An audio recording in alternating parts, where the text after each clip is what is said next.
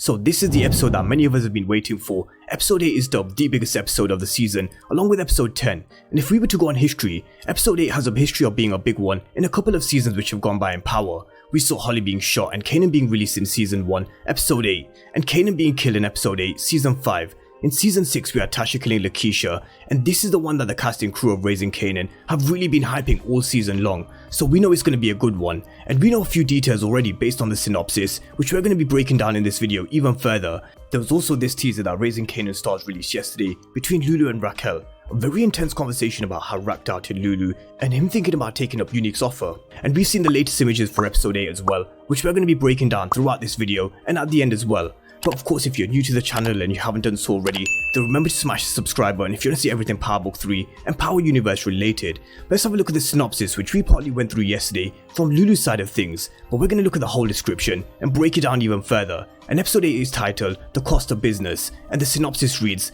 Kanan struggles with a harsh truth after word gets back to Rack that he's behind the bad crack on the streets. Jukebox learns about the troubling facts behind Nicole's death, and Lulu finds himself caught in a crossfire. So let's have a look at the first part, which is how Kanan is going to struggle with the harsh truth of what his bad crack has done, and on top of what it's done, this is going to get back to Rack, as Kanan's issues always finds a way back to Raquel one way or another. She questioned where he got the money to offer to pay for dinner that they had in the last episode, and he brushed it off. He decided to tell Raquel about how Howard approached him, knowing that this is going to distract Rack, but she will hear about what Kanan's been up to, regardless of him distracting Rack with Detective Howard, because she always finds out. She always has a way of finding out. She's going to hear that bodies have been dropping in the streets from Kanan's bad crack, and this isn't the heat that she needs right now because she's got plenty of other problems, but she can add this one to her list. So we're definitely going to see Detective Howard on Raquel's case about Kanan, because no doubt he will be sniffing around the dead bodies in the streets, paying the drug addicts to get information, and arresting Lil Rob in the process. And I do feel Howard can capitalize on this situation, knowing that Kanan was the one who created this bad crack which dropped so many bodies in the streets, along with Nicole's body. Howard can really capitalize on this situation if he is able to connect the dots back to Kanan, like he said in the episode 8's trailer. Then in essence, he will have Kanan's life in his hands. He'll be able to determine what happens with the investigation. Like he's shown us previously in episode 1, he's someone that can protect people in the streets, and if we've learned one thing about Detective Howard, is that he's selfish. He'll always do what's best for himself, and what's best for himself right now is getting this bone marrow transplant. But the only way he can do this if he can get Raquel to agree for Kanan to give him the transplant, which we know is not going to be an easy task. But here's the thing, if Howard holds the future of Kanan's life in his hands and can determine which direction the investigation goes in with the dead bodies in the streets, then he could really use this to blackmail Raquel. He can save Kanan's life by twisting the investigation of the bad crack in another direction, and in return Kanan gives him this transplant. So we'll see Raquel and Howard having this talk about Kanan, and Howard and Beck arresting Lil Rob. But what this whole situation is going to lead to is Raquel having another heated conversation with Marvin, because once again he was involved with Kanan with this drug dealing scheme, with him having Lil Rob and his boys set up on the highway. And what can Rack do about Marvin now? She's frozen him out of the game. She has him up in the apartments just carrying out the refurb, but he's still out here causing issues for Rack, being set up on the highway, and even worse, he has Kanan involved once again. We know his relationship isn't the best with Raquel. Rack took over the organization from Marvin. In episode 5, we found out that Marvin spent a short period of time in prison, saying he got set up, and we went through how Raquel could have even been the one to put him behind bars. But Marvin will make an amends. I do think he will make up for it, especially with what happens to Lulu in the coming episode. He's gonna go on full on rampage mode, and we'll see why he's the muscle to Rack's organization. But let's move on and talk about the second part of the synopsis, which is how Jukebox is gonna learn about Nicole's death, and not just about her death, but the facts around what happened to her, because no doubt she's gonna want answers, and she's gonna go searching for them. She's gonna find out the cause of her death, which was Kanan's bad crack, and the bad crack which is now missing from her bag. And Juke is a smart girl. She'll be able to figure out what happened to Nicole and the real reason for her death, and I just wonder whether this is going to create some tension between her and Kanan, and whether or not we'll see Juke confront Kanan.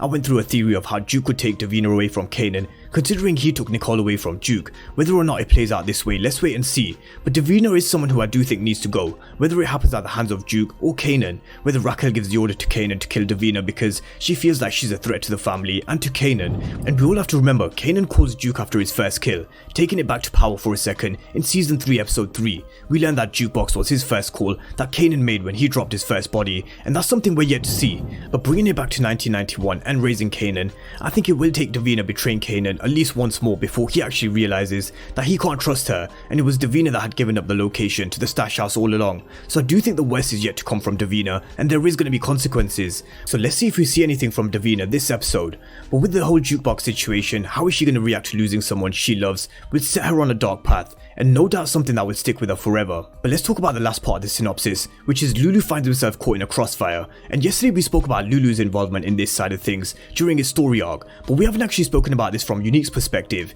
This is one character we haven't dived deep on it in this week, so we're going to look at this from his angle, especially because it seems like he's going to be going on the offense this week, and he warned Lulu that he was going to go on the offense. He gave him an opportunity to turn, which of course he rejected, and he's going to confirm which side he was on in this conversation with Raquel. We're going to hear him say that even when he's put under the ground, he's going to be flying the same flag he's always been flying, because he doesn't flip for nobody or nothing, and nobody can have any doubts about Lulu after this. He's someone who I do think will stay loyal to Raquel and the Thomases, even if he wants out of the game. But we're going to see Unique going on the offense, but is this move a mistake? Is he getting too confident with himself and this whole war against Raquel? He definitely has played every move right so far, and it's hard to disagree that his moves have put him in the driving seat in the war against Rac and the Thomases, but he did make one crucial mistake, and that was keeping Scrappy alive. And I wonder if he's about to make another mistake, which could be hitting Lulu, because hitting the stash house is one thing, attacking Scrappy is another, but attacking Lulu, one of the Thomases, you can bet Rac and Marvin will retaliate with full force. There's an image that has been released with Raquel meeting Joaquin, and again, Joaquin's bodyguards look very similar to the guys that we saw in the teaser for episode 8 who were firing, so Raquel might have just found herself not just a new connect, but some backup in a war against Unique, which she needs, but something that Unique may not have been expecting, and this is what could catch him by surprise. But as I said before, he's someone that could get a little overconfident with the position that he's in, and this is what could be his downfall. And hopefully we do find out more about Joaquin, because we don't know anything about Joaquin other than he's Julia's cousin. We don't know how strong he is, what connections he has, but he seems like someone who's very powerful and someone who's capable of delivering a knockout blow. But this is also another image that Raising Kanan stars released, which is from episode 8. Something we haven't seen yet, and something we haven't seen this season, is Raquel dropping a body, but we may be seeing it soon. And this is the only side that we haven't seen to her yet, this killer side, which no doubt she has, something that she can unleash when she wants to.